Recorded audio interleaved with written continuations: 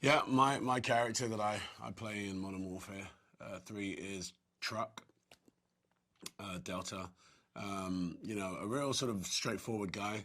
Out of the four-man team, I guess he's the most sort of like down the middle, technical. You know what I mean? A real sort of stand-up guy.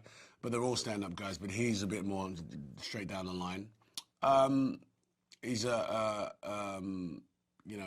tough character, tough cookie.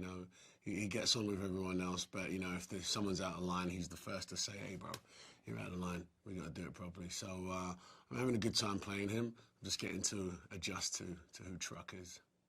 Well, my involvement, I was asked by, the Activision team and the Call of Duty team to be a part, as they do. They use actors, I guess, that they like, and, that process goes through a casting process, and, I was asked to be, this character, Truck.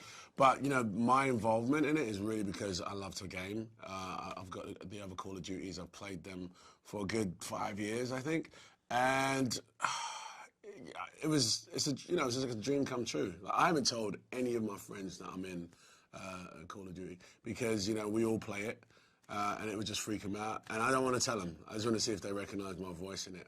But I am a gamer, and I really wanted to sort of see what that world was like. The thing about Call of Duty is that it's very realistic, and so I always thought they used real people, real soldiers, but it turns out that, it's actors, and I guess actors that can bring sort of some personality to some of the characters. So I'm just thrilled to have a shot at doing it. Acting, via voiceover is a different beast altogether. It's kind of like, I don't know, it's kind of like having a car and being able to drive, but you don't have to put your hands on the steering wheel. Do you know what I mean? It's like, okay, just go. Don't worry, it will turn for you, because the acting's really done by the animation, but your voice, the textures of your voice kind of brings that alive. So it's a weird feeling. It's actually quite weird because, on my first day, the script's right in front of you.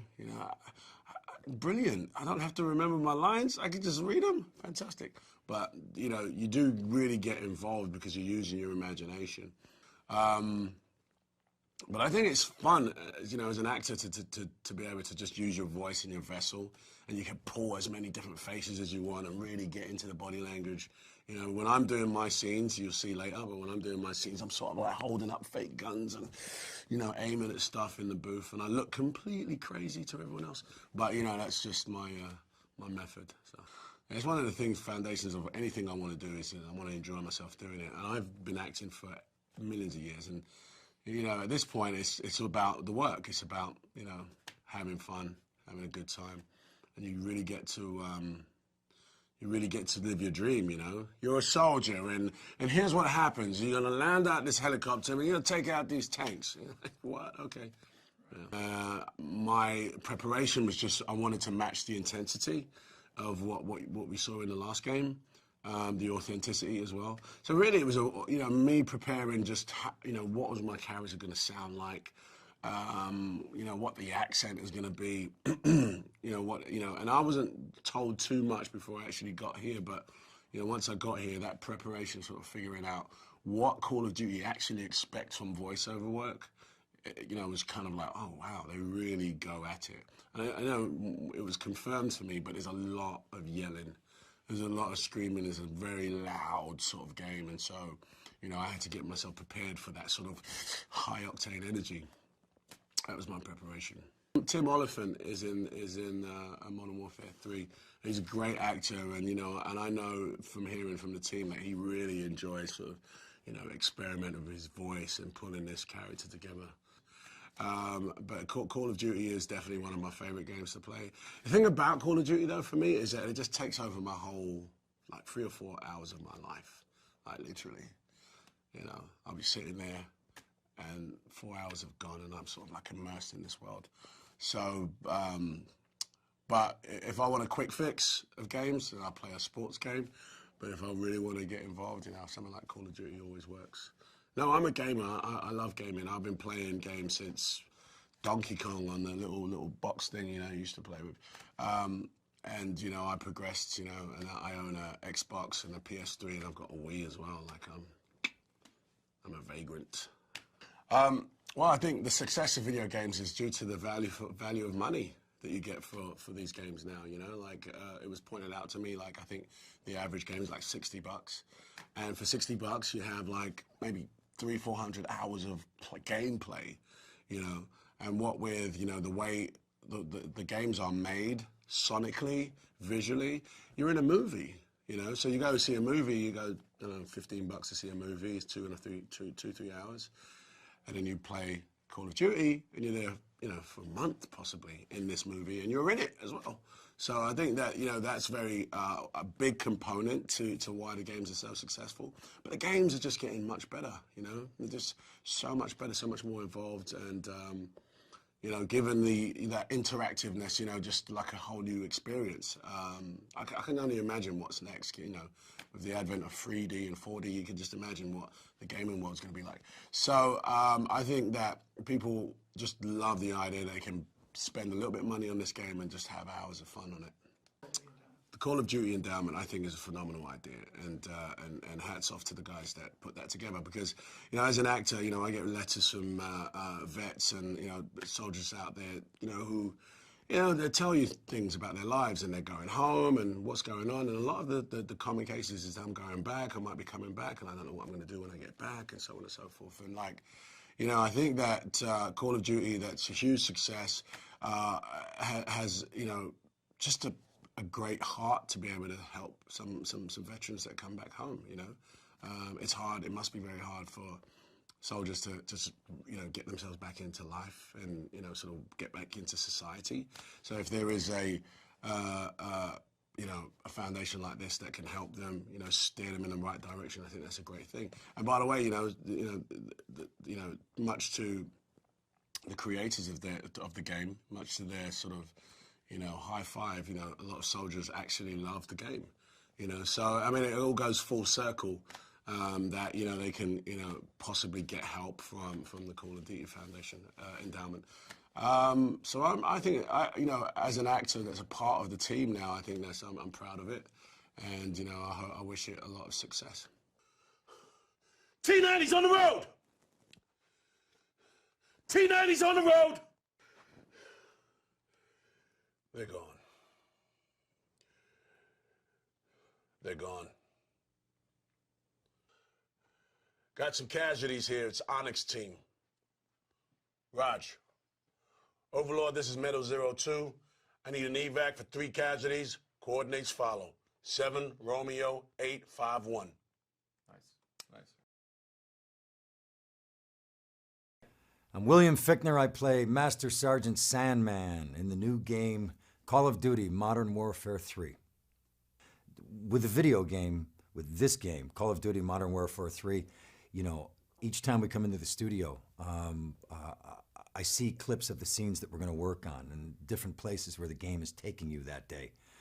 I would put Call of Duty Modern Warfare 3 at a different place because I think the story is more grounded than other things I've worked on. I feel like it's the characters, or some of the characters were in previous games. They have a history. As soon as you start adding levels of history, then you're creating your own world, and it really has its own world. But I'll tell you, before I started shooting this 2 weeks ago, before we started recording, I had lunch with a good friend of mine, a big auto race buddy of mine. We go to see a lot of races together, and he said, "So where are you going?" I said, I got to take off. I'm going to, do the voice on this game. He said, "What's the game?" I told him, I said, "Call of Duty Modern Warfare 3. And I said, "Do you know it?" And he goes, "Do I know it?" "Yeah." And he started naming characters and was completely familiar with the first 2. I mean, really deeply. And said he couldn't wait for this one. As soon as you see a clip of Call of Duty Modern Warfare 3, as soon as you see a clip of it, you see the intensity of what is happening. It's not just what's happening between men. You might be on a helicopter. You might be flying into a zone where all hell is breaking loose. And there are other people that are counting on you, and they're calling back to you. And there's so much happening that, there's a level of concentration to make sure that what you're saying is gonna be heard, and that sometimes requires a solid voice that can really cut through it all. Well, the story is really comes out of so much of what happened before this, in the game before, in the Call of Duty Modern Warfare 2. So much happens in that game that really is the beginning of what is happening in this game. I'm much more concerned about what's happening in the moments and how do we make the moments true, because the folks that are putting this game together do this better than anybody. And, that's why Call of Duty Modern Warfare 3 is going to really, be unbelievable. Our good man Keith will be in that booth and he'll say to me, "You're running right now. You just stopped. You're out of breath. You got to take a moment. You got to settle down." It's things like that the physicality, it's little things like that make all the difference in the world. I mean, just imagine a guy running in a scene and the voice coming out and he's not running. I mean, you hear that. But if he's running and all of a sudden his breath goes, "Come on, we got to go." I mean, taking one breath like that, like that's the moment. That's, all of a sudden you're not in a game. You're somebody's really running. You're hearing it. You're experiencing that. And we try to get that as much as we, throughout every moment of the game. It seemed like it was the same for so many years, decades, certainly when I began working in film. And it's different now in the last 10 years. Video games are part of our landscape. It's part of, how we work as artists and that. This in particular, like I say, has been it's been a great experience and something that I've really, really enjoyed working on. And, I love it. Call of Duty Modern Warfare 3. If it's that one, yeah, I'm in. Currently en route to objective ice pick. You got something higher priority? Roger, Overlord. We'll get it done. Granite team is going after the daughter. We're gonna watch their backs. Bird is down! Bird is down! Just get us as close to the roof as you can. Go! Go! Head for the roof! We need to get to the roof! Come on! Overlord, we have Russian tanks firing on Granite's position. Requesting fire mission. Route to objective ice pick. You got something higher priority? Glad to have you in our corner, Sandman. The Russians are using electronic countermeasures to jam our comms and guidance systems. The primary emission tower is on top of the stock exchange. I need your team to destroy it. The jammer's full spectrum, so until it's down, you'll have no radio contact. I have ground assets to get you close. Over. We cannot lose New York. We cannot lose New York. Are there any special mission units in the area we can request? No, but we received actionable intelligence on his bomb maker. The situation is developing. So I play a character named Grinch, which is not his actual real name on the birth certificate. I went to high school with a guy named Grinch, and I think that might have been actually his real name. But this is a code name, because he's a Delta Force guy, so it means he's, the best of the best. He's part of a group of badasses that are going all over the world and kicking ass and taking names, and he's got a kind of a great attitude, kind of a cool sarcasm to him, and all in all, pretty fun for me to play. Well, the VO work and as opposed to the acting on a television show or movie set or something, it's still more or less the same. You're working with a director, you're working with a group of people, trying to help tell the story. The difference is it's very meticulous. You're going kind of line by line. Literally almost before every line, you're being given the circumstances, a lot because you're not in that world itself. You're needing to be told where you are, the level of intensity, the volume, the noises around you, because none of that's there for you to work off of. Then once you're given that, it kind of comes back to the same deal, The cool thing about when I first came in here, when talking to the guys about the world they were trying to create, was the truthfulness of the world, which was kind of great to see. So it was very refreshing to kind of see how much attention was being paid to try to get that real military sound, real just straightforward, and just trusting it. And I think the people who put these games together are so aware that the game itself is so visually stunning and intense and dramatic that they don't need to put so much on the performances. That was kind of cool.